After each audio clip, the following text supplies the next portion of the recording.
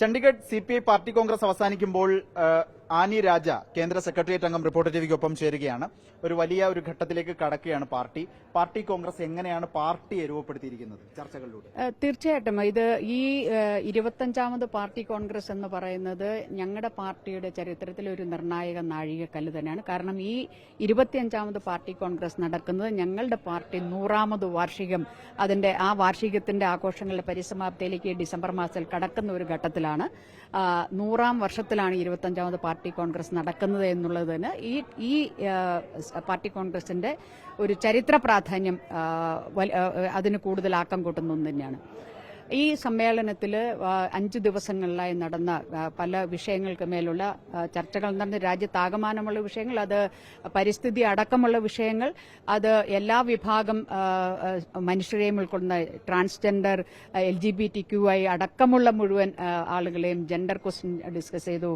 അതുപോലെ gender generation ഗ്യാപ്പിനെ കുറിച്ച് discuss ചെയ്തു. ഇതെല്ലാം ഡിസ്കസ് ചെയ്യുമ്പോഴും ഞങ്ങളുടെ പാർട്ടിയുടെ പൊളിറ്റിക്കൽ റെസൊല്യൂഷൻ, അതുപോലെ തന്നെ സംഘടനാ റിപ്പോർട്ട്, അതുപോലെ തന്നെ ഞങ്ങളുടെ റിവ്യൂ റിപ്പോർട്ട്, കഴിഞ്ഞ 3 വർഷക്കാലം ഈ പാർട്ടി എന്തൊക്കെയാണ് ജനങ്ങൾക്ക് വേണ്ടി ജനങ്ങളോടൊപ്പം നിന്ന് പ്രവർത്തിച്ചതെന്നുള്ളത്, അത് എത്രമാത്രം കാര്യക്ഷമമായിരുന്നു എന്നുള്ളത്, ആ എടുത്ത വിഷയങ്ങളൊക്കെ അതിനോട് ജനങ്ങളുടെ പ്രതികരണം എന്തായിരുന്നു എന്നുള്ളത്, അതുവഴി ഞങ്ങൾക്ക് പാർട്ടിയെ കൂടുതൽ വളർത്താൻ സാധിച്ചു എന്നുള്ള ഈ ഒരു റിവ്യൂ ഇതോടൊപ്പം തന്നെ നടന്നു. അപ്പോൾ അതിന്റെയൊക്കെ അടിസ്ഥാനത്തിൽ ഒരു പുതിയ ലീഡർഷിപ്പിനെ തെരഞ്ഞെടുത്തു. ആ പുതിയ ലീഡർഷിപ്പ് അടുത്ത 3 വർഷക്കാലത്തെ ഈ പാർട്ടിയുടെ പ്രവർത്തനങ്ങളെ ഏകോപിപ്പിക്കുകയും അതുപോലെ തന്നെ രാജ്യത്തിനാവശ്യമായിട്ടുള്ള ജനങ്ങൾക്കാവശ്യമായിട്ടുള്ള വിഷയങ്ങൾ, ജനങ്ങളുടെ വിഷയങ്ങളിൽ ഏറ്റെടുത്തുകൊണ്ട് രാജ്യമാസകലം ഒരു ദേശീയ തലത്തിൽ തന്നെ ഒരു ക്യാമ്പയിനുകൾ സംഘടിപ്പിക്കാനും തീരുമാനിച്ചിരിക്കുകയാണ്. ഈ ഡി രാജ വീണ്ടും ഒരു ജനറൽ സെക്രട്ടറി ആയിട്ട് വരികയാണ്. അതിന് ആ ഒരു പ്രവർത്തനത്തെ എങ്ങനെയാണ് കാണുന്നത്?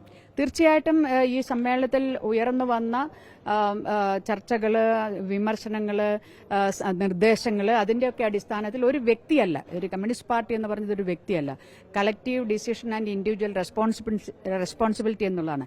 അപ്പൊ ആ രീതിയിൽ ഒരു കൂട്ടായ പ്രവർത്തനം, അതിന് നേതൃത്വം കൊടുക്കുന്ന ഒരു സെക്രട്ടേറിയറ്റ്, ആ സെക്രട്ടേറിയറ്റും എക്സിക്യൂട്ടീവും നാഷണൽ കൌൺസിലും ഒക്കെ തന്നെ, അതുപോലെ തന്നെ ബ്രാഞ്ച് തലം വരെയുള്ള ഓരോ സഖാക്കൾക്കും അതിന് ഈ പാർട്ടിയുടെ മുന്നോട്ടുള്ള പ്രയാണത്തിൽ എല്ലാവരും ഇതിന്റെ പങ്കാളികളാണ്. അതിന് ഒരു നേതൃത്വം കൊടുക്കുക എന്നുള്ളതാണ് ഒരു പാർട്ടി ജനറൽ സെക്രട്ടറി എന്ന് പറയുമ്പോൾ അതെല്ലാവരുടെയും അഭിപ്രായം കേട്ട് കൂട്ടായ തീരുമാനത്തിലൂടെ എന്നുള്ളതാണ്. വലിയ വിമർശനം ഉണ്ടായെന്നുള്ള റിപ്പോർട്ടുകൾ ഉണ്ടായിരുന്നല്ലോ, പ്രായപരിധി ഒരാൾക്ക് മാത്രം കൊടുക്കേണ്ടതുണ്ടോ എന്ന തരത്തിൽ. ഞാൻ പറഞ്ഞല്ലോ, വിമർശനങ്ങൾ ഇല്ലാത്ത ഒരു സമ്മേളനം എന്ന് പറഞ്ഞാൽ അതൊരു നിർജ്ജീവമായിട്ടുള്ള ഒന്നാണ്. അവിടെ പിന്നെ അത്തരം വിമർശനങ്ങളില്ലാത്ത സമ്മേളനം, അത് ഏതും അത് പ്രായമായിരുന്നാലും ശരി, അല്ലെങ്കിൽ സംഘടനാ ശേഷിയെക്കുറിച്ചായിരുന്നാലും ശരി, അല്ലെങ്കിൽ മറ്റെന്തെങ്കിലും എന്തിനെ പറ്റിയുള്ള അല്ലെങ്കിൽ പ്രവർത്തനം പോരാ എന്നുള്ളതാണെങ്കിൽ, അല്ലെങ്കിൽ ഈ വിഷയം എടുത്തില്ല എന്നുള്ളത്, അല്ലെങ്കിൽ അതിൽ നിങ്ങൾ എഫക്റ്റീവായിട്ടുള്ള അത്തരം വിമർശനങ്ങൾ ഉള്ളതാണ് ഒരു ഹെൽത്തി ഒരു കോൺഗ്രസിനെ. അപ്പോഴാണ് അതൊരു ഹെൽത്തി കോൺഗ്രസ്, ഒരു എന്താണ് സജീവമായിട്ടുള്ള ഈ പാർട്ടിയെ കുറെ കൂടി ഈ അനുഭവങ്ങളുടെ അടിസ്ഥാനത്തിൽ മുന്നോട്ട് കൊണ്ടുപോകാനുള്ള പുതുവഴികൾ തേടുന്നതിന്, തിരുത്തലുകൾ നടത്തുന്നതിന് അപ്പോഴേ സാധിക്കുകയുള്ളൂ. അതല്ലാതെ പിന്നെ അപ്പൊ സ്വാഭാവികമായും ഒരു പാർട്ടിയുടെ, കമ്മ്യൂണിസ്റ്റ് പാർട്ടിയുടെ സമ്മേളനം എന്ന് പറയുന്നത് ആരെയും സുഖിപ്പിക്കാനുള്ള സമ്മേളനമല്ല. അത് ആരായിരുന്നാലും, ഈ പാർട്ടിയിലെ ആരായിരുന്നാലും, എത്ര വലിയ പദവിയിലിരിക്കുന്ന ആളായിരുന്നു. അതുകൊണ്ട് തന്നെ കമ്മ്യൂണിസ്റ്റ് പാർട്ടി അതിന്റെ ഓരോ മെമ്പറും വിമർശനങ്ങൾക്ക് വിധേയര ആണ്. അതുകൊണ്ട് അത് സ്വാഭാവികമാണ്. ഞാൻ ഈ സമ്മേളനത്തിന്റെ 25ാമത് പാർട്ടി കോൺഗ്രസിന്റെ സമ്മേളനത്തിന്റെ ഏറ്റവും വിജയകരമായ രീതിയിൽ ഞാൻ കാണുന്നത് ഇതിൽ അതിശക്തമായ വാദപ്രതിവാദങ്ങളുണ്ടായി, വിമർശനങ്ങളുണ്ടായി, പുതിയ നിർദ്ദേശങ്ങളുണ്ടായി, പഴയ കാര്യങ്ങൾ വളരെ വളരെ ഇൻഡെപ്ത് ആയിട്ടുള്ള ഡിസ്കഷൻസ് ഓരോ റിവ്യൂ റിപ്പോർട്ടിലായിരുന്നാലും ശരി, സംഘടന മേലായിരുന്നാലും വന്നു.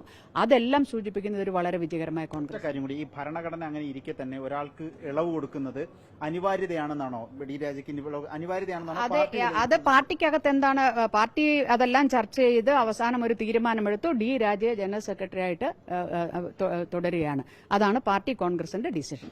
അതിന്റെ ചർച്ചകൾ എന്തൊക്കെ നടന്നു എന്നുള്ളത് അത് ഇപ്പം അത് രാജ്യവുമായിട്ട്, ജനങ്ങളുമായിട്ട് ചർച്ചകൾ നടന്നു. ഞാൻ അതാണല്ലോ പറഞ്ഞത്. വിമർശനങ്ങളുണ്ടായി, ചർച്ചകളുണ്ടായി. ആ ചർച്ചകളുടെയും വിമർശനങ്ങളുടെയും മേലെ, അത് ഈ വിമർശനങ്ങളും ചർച്ചകളും എന്നൊക്കെ പറഞ്ഞാൽ അത് ആരെയെങ്കിലും എതിർക്കുന്നതിൽ വ്യക്തിപരമല്ല. അത് ഈ പാർട്ടിയുടെ ഒരു എന്താണ് പറയുക, കൂടുതൽ ഈ പാർട്ടിയെ ശക്തിയോടെ മുന്നോട്ട് കൊണ്ടുപോകുന്നുള്ള ഈ പാർട്ടിയുടെ താല്പര്യം സംരക്ഷിക്കുന്നതിന് വേണ്ടിയുള്ളതാണ് ആ വിമർശനങ്ങൾക്ക്. അതിനെ ആ രീതിയിലേ ഞങ്ങൾ കാണുന്നുള്ളൂ. അതുകൊണ്ട് അത്തരം വിമർശനങ്ങൾ വന്നില്ല എങ്കിൽ പിന്നെ അതൊരു എന്താ പറയുക, അതിന് ഒരു വിജയകരമായിട്ടുള്ള ഒരു സമ്മേളനമാണെന്ന് കാണാൻ കഴിയില്ല. ആ രീതിയിൽ പരിശോധിച്ചാൽ വളരെ സജീവമായിരുന്ന, എല്ലാവരും പങ്കെടുത്ത, എന്താണ് പറയണ്ടേ, എല്ലാവർക്കും പറയാൻ അവസരം ലഭിച്ച ഒരു സമ്മേളനമായി, ഏറ്റവും വിജയകരമായ ഒരു സമ്മേളനമായിരുന്നു 25ാമത് പാർട്ടി കോൺഗ്രസ് CPI യുടെ എന്ന് പറയാൻ എനിക്ക് അതിയായ സന്തോഷമുണ്ട്.